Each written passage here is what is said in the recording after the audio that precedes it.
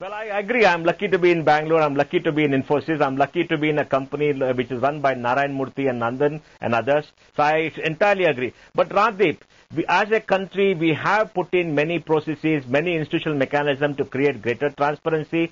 We have created great markets. Let us not condemn ourselves such a degree and, beat ourselves up in face of the world. Okay. Let's not forget, in the most open society like America, you had the biggest scam of Enron. You had this financial crisis. You had nearly about $600 billion being written down. Okay. I mean, these are aberrations in the system. We should not condemn everybody in the system. And Rajdeep, lastly, we have a great media. Okay. In the last 15 years, the media has become the watchdog. You're out there. No, we haven't. And you are exposing everything. No, we haven't exposed. No, I want to come to Manjeet Kriplani. We haven't exposed corporate India in the way that we've exposed political India. Sting operations go on against politicians, but not against corporates.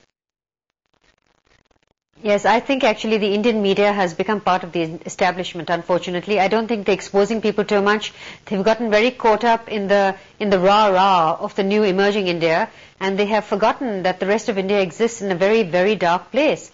I mean, 40% of our economy is underground, and nobody talks about it. Because all of what has gone on in Satyam is missing money. The same pink papers about 6 months ago were hailing Satyam as a model of governance.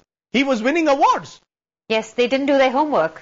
They didn't do their homework. They did not do their homework, unfortunately. So there's lesson for the IT sector, there's lesson for corporate India, lesson for the media. What about for chartered accountants, Mr. Contractor? What's the big lesson and takeaway for them? No, I think I completely agree that during the last 15 years, 20 years, there has been much more transparency in every sector. I think we need to make our laws and regulations such that it is easier for the people to do good and it is more difficult to do wrong. I don't think we can go overboard either way. But the point still remains is that even as a profession, let us get into a situation that are we right in doing this 3-monthly audit? I mean, you're continuously putting pressure on everyone concerned to say that report higher profits on a quarter-to-quarter basis. I think those are systemic changes which lead to a situation where people are sort of put in a corner to ensure that they keep on reporting higher profits quarter on quarter. But I think the profession as such, you need to look at the profession and see, has it done the right job or not? Because after all, the audit is giving you a true and fair view. Okay, but the big question, fair enough. I think the process has to be followed, but more importantly, the point coming through is ultimately it's about the ethical values, isn't it? If you follow the ethical values, whether you're a chartered accountant, whether you're a corporate, or whether you're the media, you might actually get the system in the right direction. Gentlemen, Manjeet, thanks very much for joining us on the Weekend Edition. Thank you.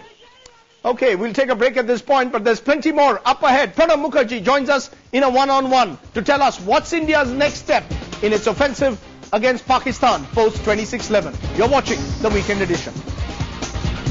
Islamabad is still in the denial mode.